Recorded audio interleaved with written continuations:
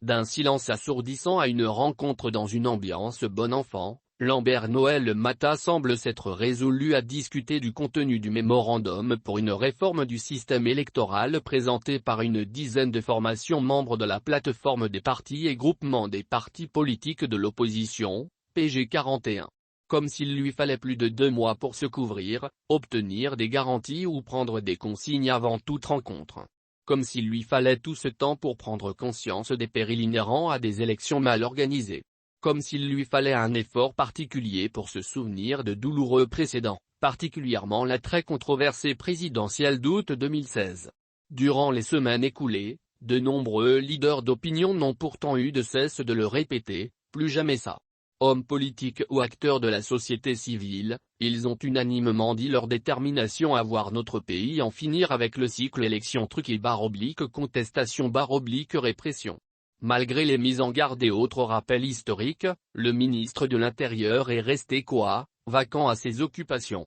En dépit des propositions formulées par les forces sociales, il est demeuré droit dans ses bottes, faisant mine de ne rien entendre pour mieux étouffer le débat. Ni la demande de renouvellement du bureau du Centre gabonais des élections, ni les inquiétudes générées par la non-délivrance de la carte nationale d'identité ne l'ont poussé à s'exprimer. Même quand d'aucuns ont rappelé le caractère permanent de la liste électorale, il ne s'est pas senti dans l'obligation de répondre aux interrogations relatives à l'enrôlement. Comme si tout cela lui importait peu.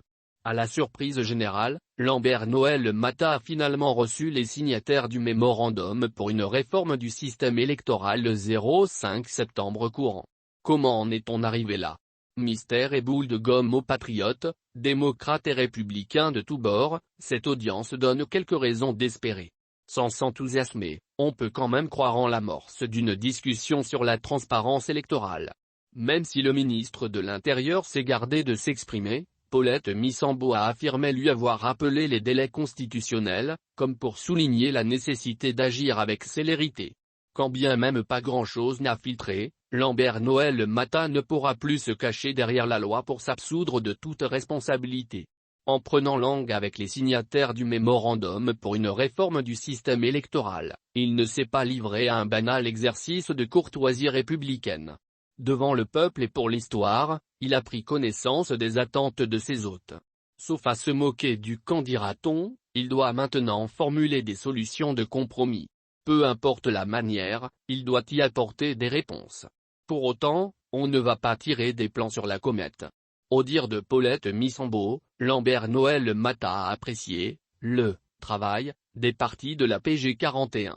Mais, il n'a formellement pris aucun engagement. Comme si notre vie publique se résume à une partie de bonneteau, cette audience peut très bien rester sans suite. Tout comme, elle peut déboucher sur des bricolages juridiques à la marge, décidés de façon unilatérale. Ne s'étant pas épanché publiquement, le ministre de l'Intérieur est libre de retomber dans le mutisme ou de travailler en sourdine avec les seules forces de la majorité. Comme lors des élections couplées d'octobre 2018, il peut jouer à cache-cache et abattre ses propositions au dernier moment pour mieux surprendre le reste de la société. Eu égard à ce précédent et aux évidentes collusions institutionnelles, notre démocratie ne peut se satisfaire de l'attentisme. Elle doit se consolider dans la pleine et entière mobilisation de tous. Depuis un peu plus de 2 mois, nombre d'acteurs n'ont de cesse de décliner leurs propositions en vue des prochaines échéances électorales. Normalement, ce bouillonnement intellectuel, ce foisonnement d'idées, doit contraindre le gouvernement à initier des réformes consensuelles. Sauf s'il ne voit aucun inconvénient à rejouer le vaudeville d'août 2016, marqué notamment par la prise en otage de la province du Haut-Ogooué, l'annulation fantaisiste de 21 bureaux de vote et surtout l'attaque du quartier général de Jamping. Au-delà des postures tactiques, l'exécutif doit se mettre au service de la nation, c'est-à-dire des citoyens de tous bords et de toutes les époques. Et cela passe par des mesures concrètes, entre autres la délivrance des cartes nationales d'identité, l'audit du fichier électoral, la reconnaissance légale de l'observation électorale et le renforcement de l'indépendance du CEJ. Des préoccupations toujours plus actuelles, même au lendemain de cette audience du 5 septembre 2022.